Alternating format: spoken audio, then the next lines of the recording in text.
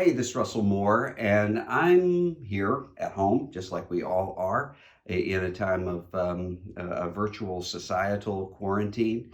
And one of the things I decided I wanted to do was because I'm here in my library working all through the day, is to every day, maybe even more than once a day, but have a time with you, something I'm calling reading in exile, since we're all kind of in societal exile right now, just to kind of go around the library, pull something off the shelf. Some of them will be some of my favorite books. Some of them will be books I hate. And to talk to you about them and why I like them or why I don't like them, why you should read them or maybe not. And I'll try to include fiction, nonfiction, everything in there so that we can have some, kind of keep our minds sharp during this time of coronavirus and everything that's going on in the world. Maybe even kind of teach through a book of the Bible. If you're interested in that, just let me know in the comments. I might do it if enough people want to go through a book of the Bible. But because, of course, I'm an evangelical Christian, I'm going to start with the book of books of books, the Bible. And so what I want to do today is just kind of show you how I read the Bible in any given day. So I have in front of me three Bibles, but I'm kind of embarrassed by how many Bibles I have. I feel a little guilty about that. My friend Mike Card had a song years ago, So Many Books, So Little Time, talking about all the people around the world who don't have Bibles, don't have access to a Bible. And I think about, good grief, if I were to count up the number of Bibles I have around here, it would be a lot. But these are the ones. This is the one that was my Bible from when I was a teenager. I probably got this maybe around my baptism at age 12. So it wasn't my first Bible, but it's the Bible that I really used all through my teenage years, including some really, really important years of working through a lot of stuff. It's King James Version. We didn't know there was any other version in my hometown. And it is a Schofield Reference Bible. So those of you who are familiar with that will know it's kind of the old dispensationalist prophecy chart sort of Bible, which will seem kind of funny to people who know anything about my theology, because that's not where I am.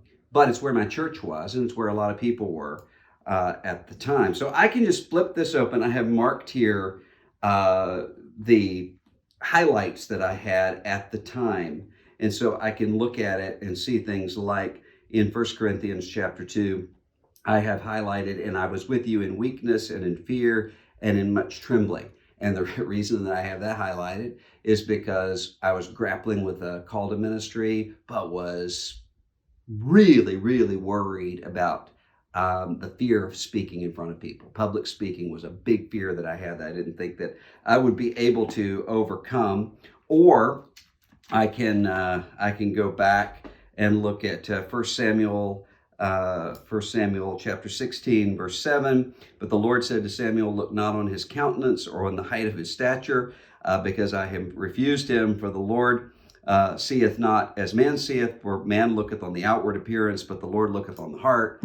That was because I was a short little guy, and still am. But that gave me a little bit of comfort at the time. And then, of course, all sorts of other passages that have deeper and more meaningful significance than that. The Bible that I use now primarily is this one, and it is an ESV. I like the English Standard Version because I memorized most of the Bible in the KJV, and the ESV is very similar in terms of flow and cadence to that. And you can see I kind of mark on the side passages that I'm sort of working through right now that I want to have easy reference to with book flags. And then on the top, that's sort of priority places that I need to go right away. And so, for instance, I have marked at the top, I can just flip in here. I have a section in Jeremiah chapter 36 where the king burned the scroll that Jeremiah had dictated, and Jeremiah sat back down and redictated the scroll. And it says here in Jeremiah 36 and 32, he took another scroll, gave it to Baruch the scribe, who wrote on it the dictation of Jeremiah, all the words of the scroll that Jehoiakim, the king of Judah, had burned with fire, and many other similar words were added to them. And that sort of was a reminder that I needed over the past several weeks, that I'm not going to be sidetracked from what the Lord has called me to do. Continue to write them down, and many other similar words to them. And then I also have a KJV. I like the beauty and the cadence of the King James Version. And I think that maybe I'll talk about that on another episode of why the King James Version. I'm not at all one of the KJV only type people, but the King James Version is one of the most important achievements of all of Western civilization. And then final thing for this, I keep a notebook. I've got as many Bibles as I have even more sort of notebooks and journals. But let me tell you what doesn't work for me.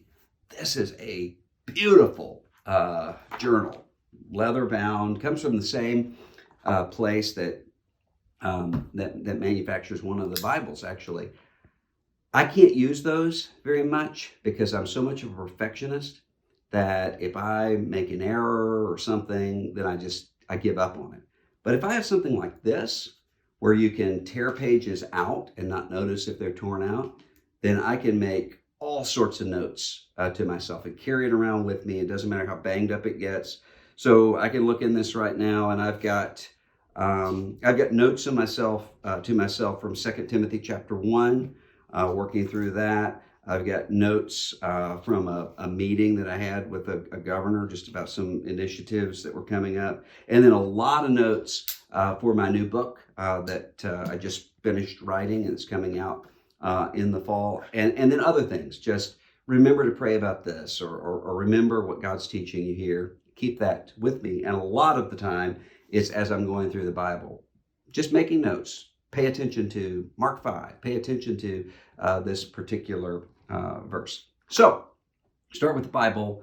What we're going to do going forward is I'll just take a book, flip through it, and talk about maybe some notes I've made to myself in that book, talk about why I liked it, I didn't like it. If there's a particular book that you would like me to talk about, if I have it here, then we'll do that. And so this is Reading in Exile. And if you like this, let me know in the comments down below, and we'll keep reading together as we pray that this crisis that we're facing as a world will soon be gone.